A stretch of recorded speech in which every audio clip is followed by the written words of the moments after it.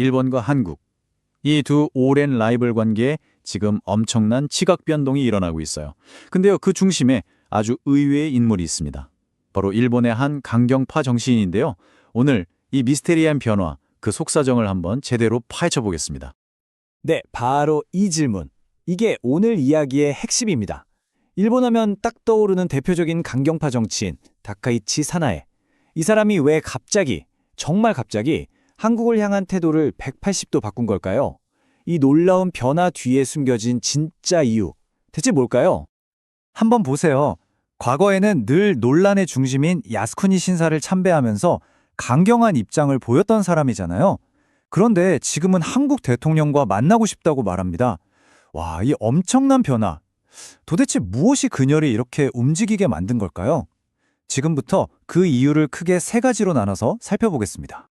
자, 첫 번째 이유입니다. 역시 모든 변화의 시작은 돈의 흐름, 바로 경제죠. 일본과 한국 사이의 힘의 균형, 이게 우리가 알던 지난 수십 년과는 정말 완전히 달라졌습니다. 이 새로운 관계의 가장 밑바탕에는요, 두 나라가 걸어온 경제적인 길이 완전히 달라졌다는 현실이 깔려 있습니다. 예전에 일본이 압도적으로 위였다? 이제 그건 정말 옛날 얘기가 된 거죠. 현실 자체가 바뀐 겁니다. 가장 눈에 띄는 변화, 바로 엔화 가치의 폭락입니다. 불과 몇 년 사이에 달러 대비 가치가 30% 이상이나 뚝 떨어졌어요. 자, 이게 왜 중요할까요? 이게 무슨 뜻이냐면요. 전 세계 무대에서 달러로 계상했을 때 일본 경제의 덩치 자체가 그만큼 확 줄어들었다는 얘기입니다. 아주 간단히 말해서 국력이 약해졌다는 신호죠. 그런데 반대로 한국은 어떤가요?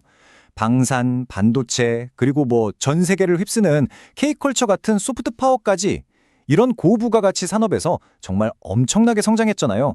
그러니까 예전에 통하던 일본이 위라는 공식, 이게 이제는 더 이상 먹히지가 않는 겁니다.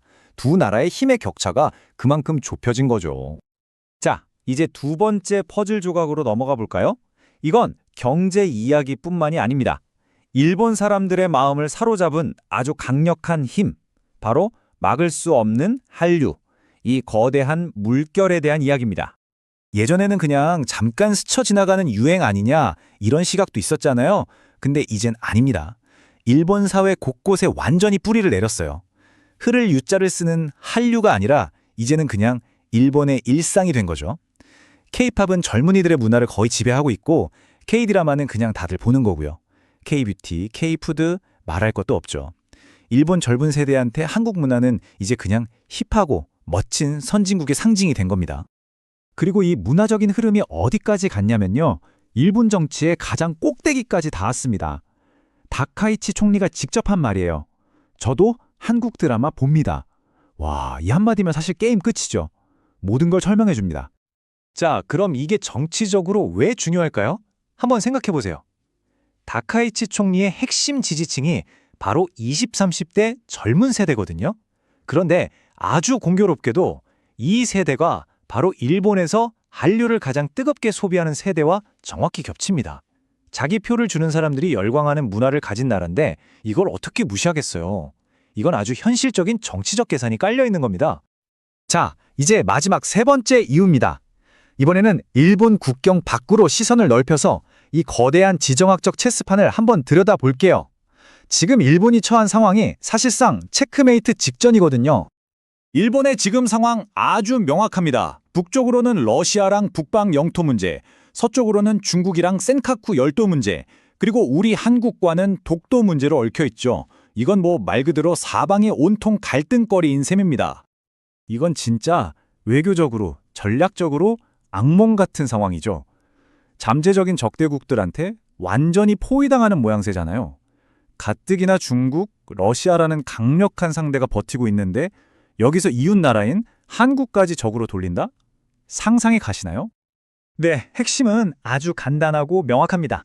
이런 구도 속에서 힘 있는 이웃인 한국을 적으로 돌리는 행동은 일본이 절대로 감당할 수 없는 최악의 수가 되는 겁니다. 어떻게든 적을 줄이고 우리 편을 만들어야 하는 아주 절박한 상황인 거죠.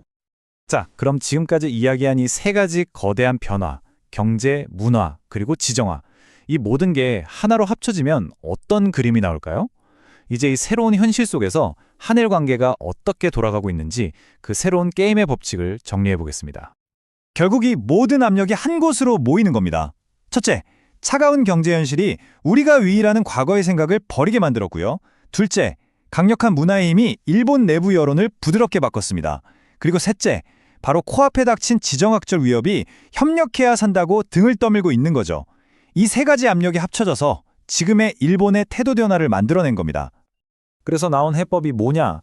바로 이 투트랙 외교라는 아주 현실적인 접근법입니다. 쉽게 말해서 복잡하고 풀기 어려운 역사 문제는 일단 옆에 잠깐 두고 경제나 안보처럼 당장 급하고 협력할 수 있는 것부터 먼저 같이 하자는 거예요. 모든 걸 한꺼번에 풀려고 하지 않는 아주 실용적인 전략이죠. 그래서 오늘 이야기의 결론은 이겁니다. 아주 명확해요. 지금 일본이 보이는 태도 변화는요, 무슨 착한 마음이나 갑자기 생긴 호의 때문이 아닙니다. 이건 선택의 문제가 아니라 완전히 바뀐 현실 앞에서 살아남기 위한 필연적인 생존 전략이라는 겁니다. 동아시아의 힘의 균형은 앞으로도 계속 끊임없이 변화하겠죠. 자, 그렇다면 이렇게 계속해서 판이 바뀌는 세상 속에서 과거의 오랜 라이벌이었던 두 나라가 함께 나아갈 길은 결국 이런 실용적인 파트너십뿐일까요? 여러분은 어떻게 생각하시나요?